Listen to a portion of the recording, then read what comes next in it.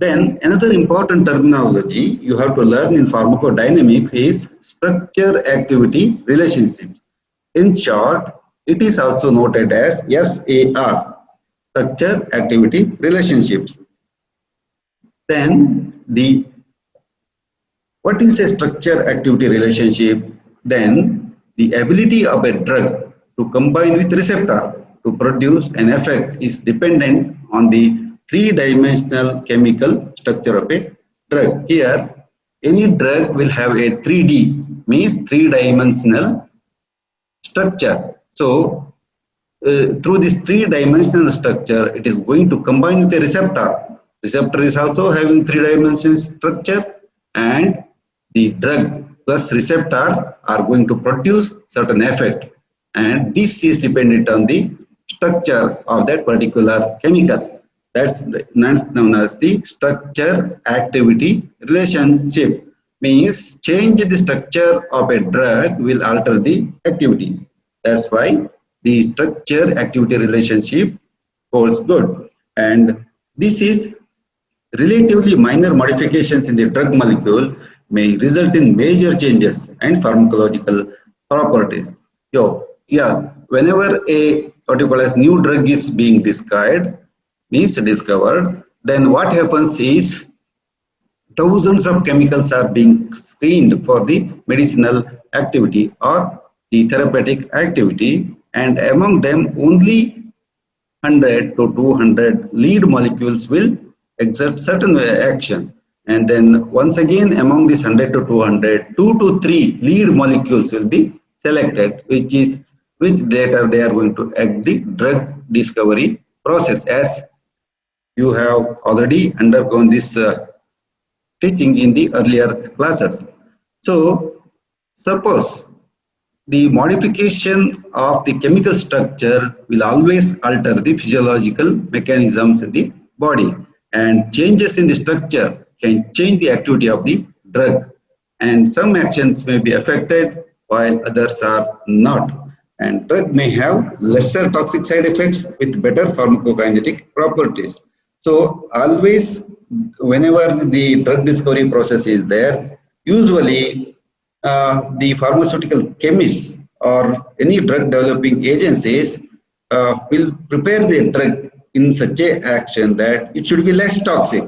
It should be less toxic or side effects with very good mechanism of action, means the good pharmacodynamic activity and better pharmacokinetic characters, means whenever the drug is discovered, the first and foremost important thing the pharmaceutical chemist or the drug development agency will look is it should have least toxic effects, side effects, and it should have very high potency, means it should directly act on the specific target sites, maybe a receptor, maybe an enzyme, maybe a ion channel. So, and at the same time it should be absorbed very properly, maybe through oral route or IM route or subcutaneous route. So the change in structure of a existing already old chemical will make the activity different. That is known as the structure activity relationship. Once again I will go through the definition. The ability of a drug, you see, the ability of a drug to combine with a receptor and to produce an effect is dependent on the three-dimensional chemical structure of a drug, and this is known as the structure-activity relationship. And the basic mechanisms of the drug action are classified into two groups. One is the non-cellular mechanisms of the drug action, and another one is cellular mechanism of the drug action. Here, simply to say, the non-cellular mechanisms of the drug action means other than the normal cell, it is going to act on some other materials. Then and it is going to act maybe a enzyme. It's a not a cell. Enzyme is not a cell. Maybe it may be present in the inside the cell or outside the cell also. That's known as the non-cellular mechanism of action. Whereas the cellular mechanism of action means a receptor present on the cell surface, a receptor present on the nucleus, the drug is going to act on them and elicit the mechanism of action. And this is known as cellular mechanism of drug action. And apart from this one, non-cellular mechanism of drug action is also there. That's the drug reactions that occur extracellularly outside the cell, and that involve non-cellular constituents include the following thing. And once again, we are going to classify this into many what you call as the effects. Means first effect is the physical effect. So once again, non-cellular action of the drug is classified into various effects like physical, chemical. The physical effect include protective, adsorbent, and lubricant properties of locally acting agents that are applied to cutaneous and membrane surfaces. So here the drug exert a physical action, means directly it is applied on the body, and on the body itself it is going to have certain actions. So certain lubricant properties of locally active agents are the classical examples for physical effect. And some effects are chemical reactions. A number of drugs produce their effects through a chemical union with an endogenous protein substance. Here, a number of drugs, maybe hundreds or thousands type of the drugs are there. They are going to produce their effects through a chemical union with an endogenous or foreign substance. Endogenous means, endo means inside, genus means generated, endogenous means inside generated.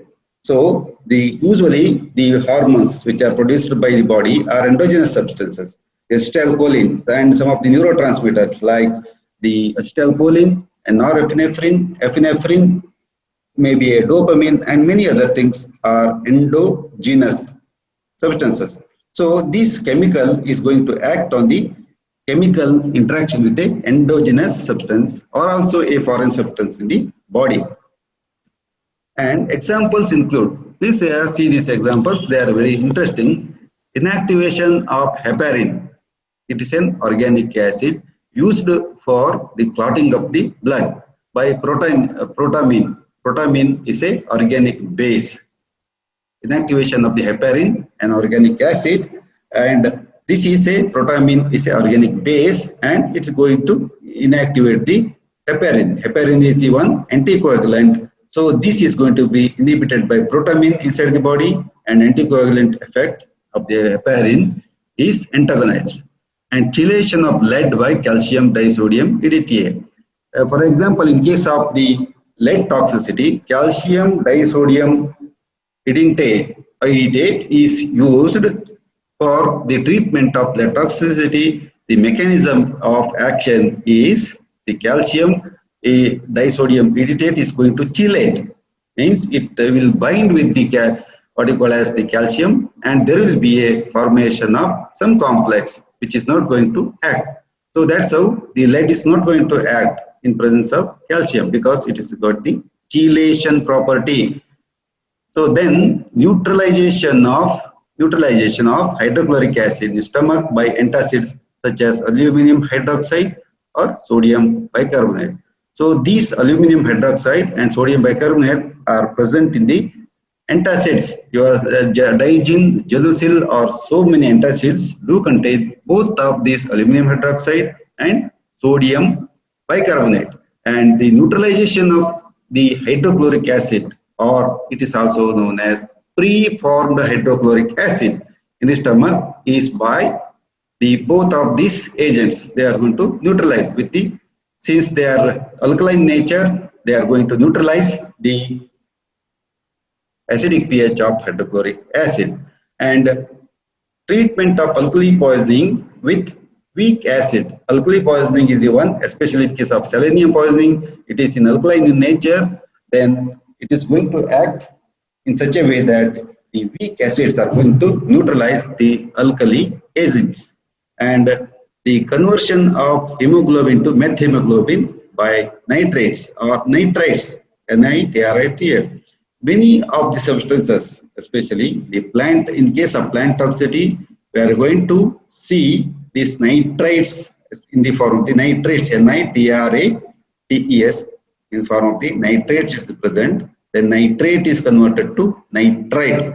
Then these nitrites are combined with the hemoglobin to form methemoglobin. So that's how they are going to induce the toxicity. So this is also another chemical what you call as reaction. And precipitation of proteins by astringents and the oxidation reactions initiated by certain antiseptics and disinfectants.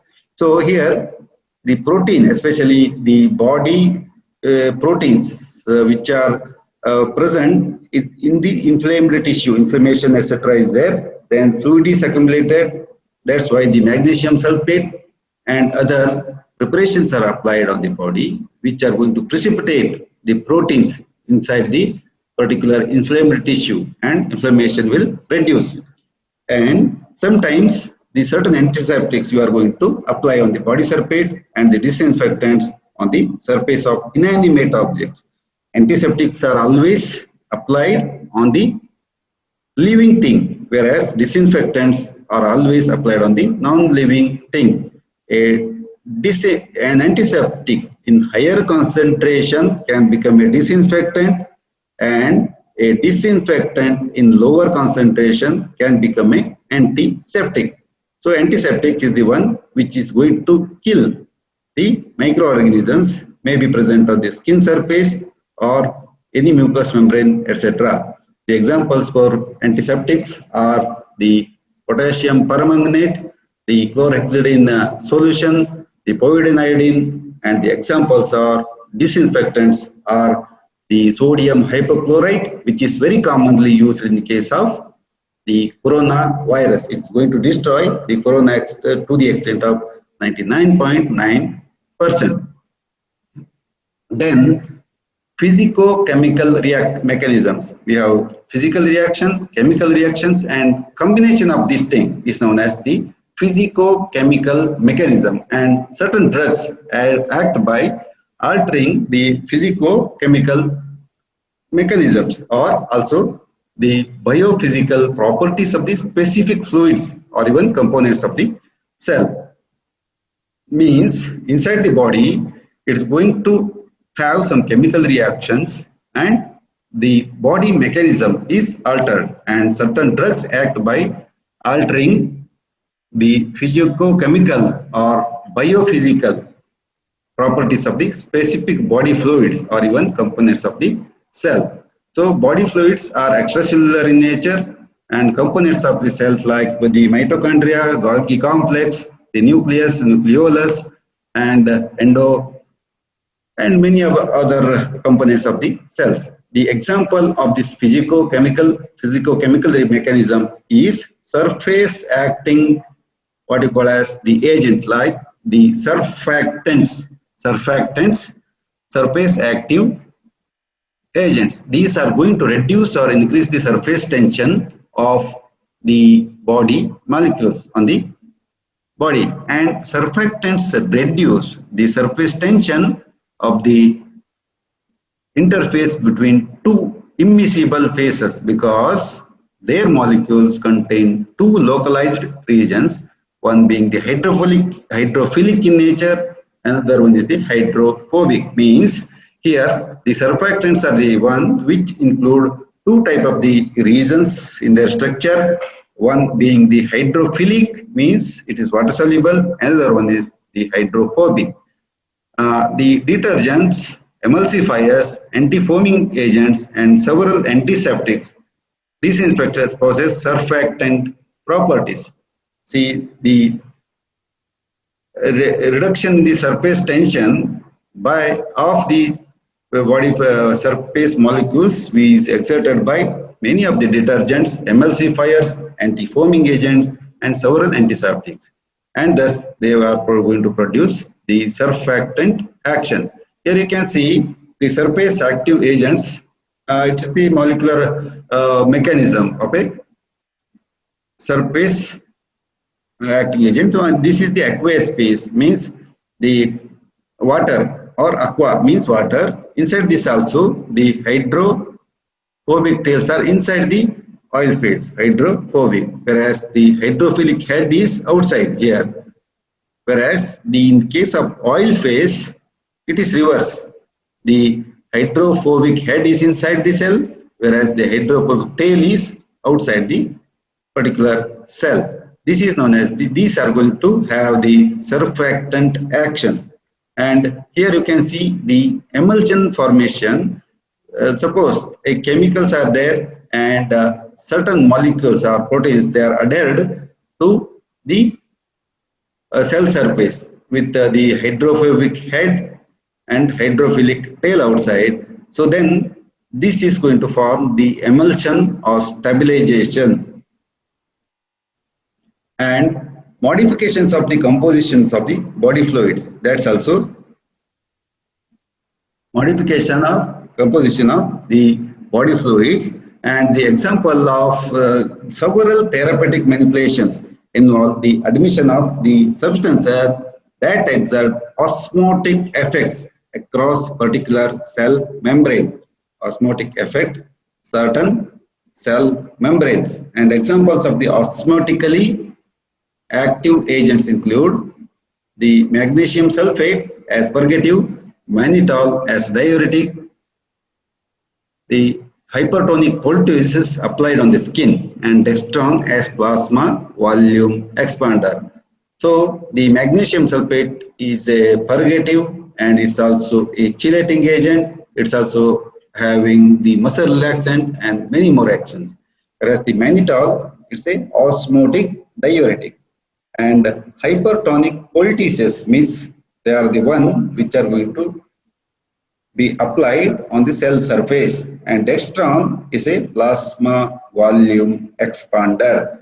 And in addition, acid base electrolyte detergents derangements which occur in the extracellular fluid in many diseases can be corrected by appropriate and judicious use of various electrolyte solution. Yes, whenever there is a diarrhea and dehydration, there is lot of body fluids are lost through the feces, and at that time they are replaced with the judicial use of the balanced electrolyte solutions which are containing many micro and macro molecules. So certain acidifying and alkaline salts may be administered to alter the pH of the urine for specific substances, just like the ammonium chloride or sodium bicarbonate. Sodium bicarbonate is a alkalizing agent and ammonium chloride is a acidifying agents. These are administered to alter the pH of the urine for specific therapeutic purpose. So why we have to alter the pH of the urine? Why we have to alter the pH of the urine? Because here many times what is required is, suppose the some drugs, especially the antibiotics, are going to act on the acidic pH. Then you have to administer the animal with ammonium chloride so that the chloride ions are increased and acidity will be increased. Whereas if certain drugs are going to act in the alkaline environment in the urine, then we have to administer the sodium bicarbonate. So this is a very specific therapeutic purpose. The acidifying and alkalizing salts may be used. And here you can see this is a mannitol. This is a osmotic diuretic.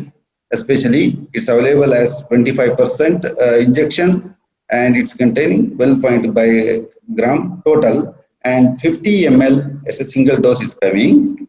The important use of the mannitol is immediately after accident. Many times you are driving the bike and without having the helmet, so most of the time you will get a head injury if accident occurs. So at that time, immediately what happens is there will be a pressure, intracranial pressure will be increased, and this will cause the pressure on the brain cells, and sometimes the brain cells may die. So to avoid this one, the 25% mannitol is being administered. It's administered to the patients while carrying him in the ambulance itself. To repeat again, the mannitol is always administered in accident cases to reduce the intracranial pressure. it is a osmotic diuretic. And the structure activity relationship. So structure determines the function of the any cell or the activity of a particular drug is concerned. Whereas this is found out first by Crumb, Brown and Fraser in 1865, a decade back, 2 decades back, this structure activity relationship. And the Crumb, Brown and Fraser, they found that there is a direct relation between the structure and activity of a particular drug. The structure of a compound determines the biological effect it has. So always the chemical structure is very important to determine the biological action of a substance. And determination of the structure or function relationship helps medicinal chemists synthesize new drugs and pharmaceutical agents. You may ask the question, why we have to know the structure of a drug? Because if we alter certain structures or chemical formula of that particular drug, then the actions will be they will be changed. And here you can see this is a molecule of the drug under development. You can see here this binding methyl group is there, important for binding ability to bind. So if this group is present inside here, then the binding capacity of the drug increases, and unsaturation of this position, maybe this position, increases the activity of a certain drug. Then here this type of ring is there, and ring expansion is not permitted here. Then here in this position NHCOMe, the ephemer diminishes the drug activity, but this can be replaced by other substituents. Here many times these are replaced by methyl group and C2H5 or ethyl group and many other groups. And here the drug has got a very specific molecular structure and the benzene ring, etc. So this in this position we can permit the halides, alkyl, alkoxy, amino and SCH3 group. And important for this type of the group is important for correct conformation and activity. So when a drug is going to act on the receptor, there is a conformational change of the receptor, and subsequently the cascade of events are being turned out. That's why it is known as the structure activity relationship. There is a, if you change the structure of a drug, then the activity will also be changed. This is known as SAR or structure activity relationship. Here the structures of this particular drugs may be in the 2D form. This is very simple form as we are observing this particular presentation is concerned.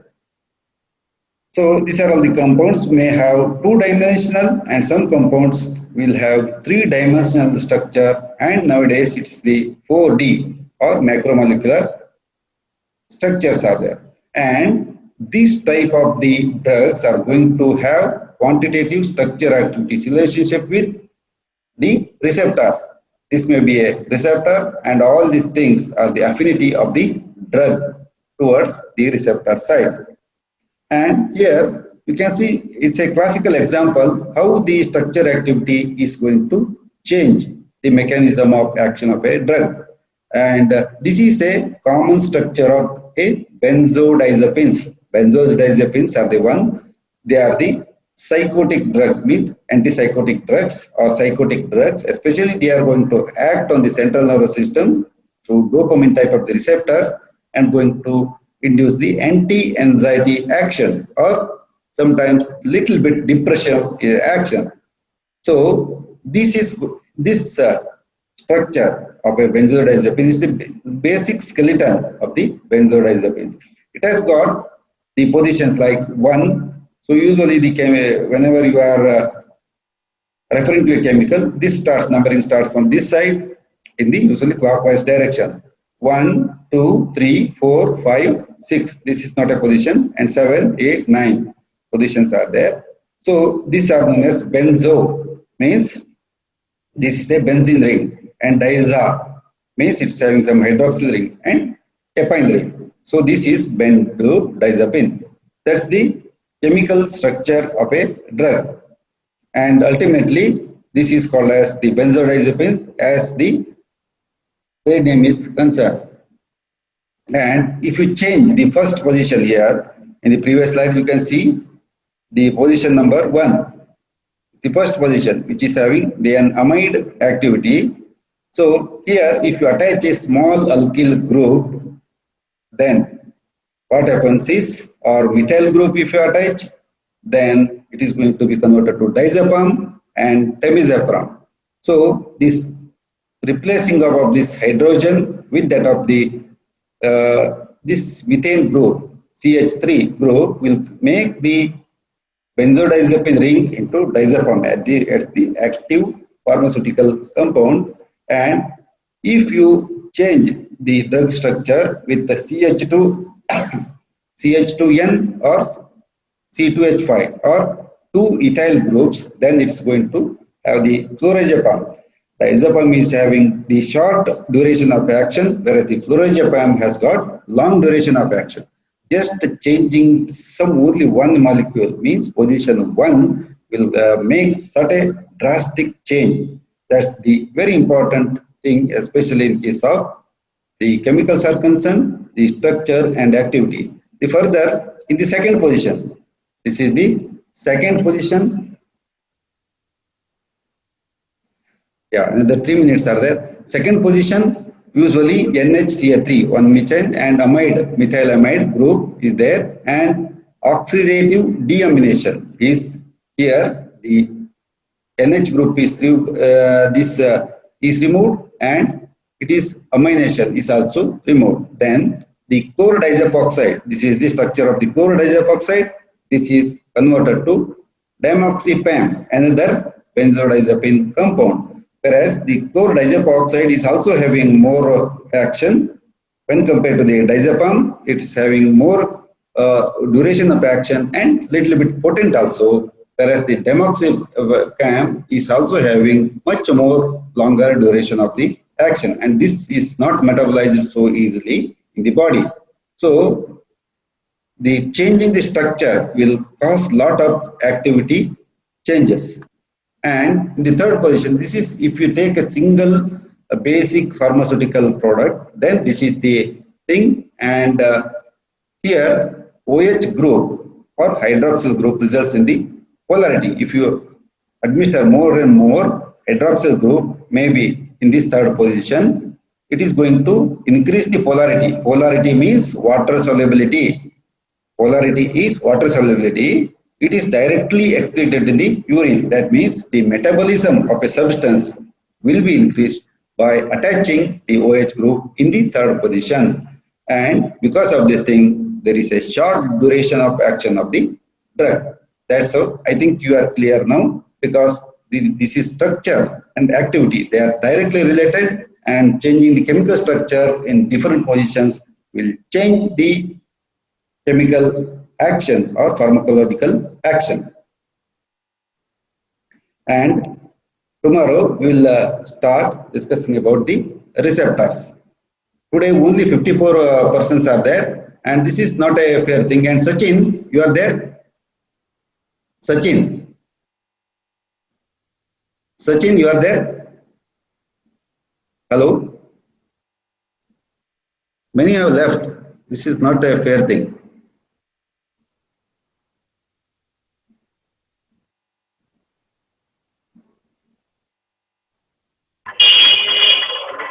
Yeah, please instruct all to participate, because we are there to teach and you are there to learn. That's why I request all the persons to participate without fail. And who is the CR here? CR is present. Hello, Sir, yes, sir.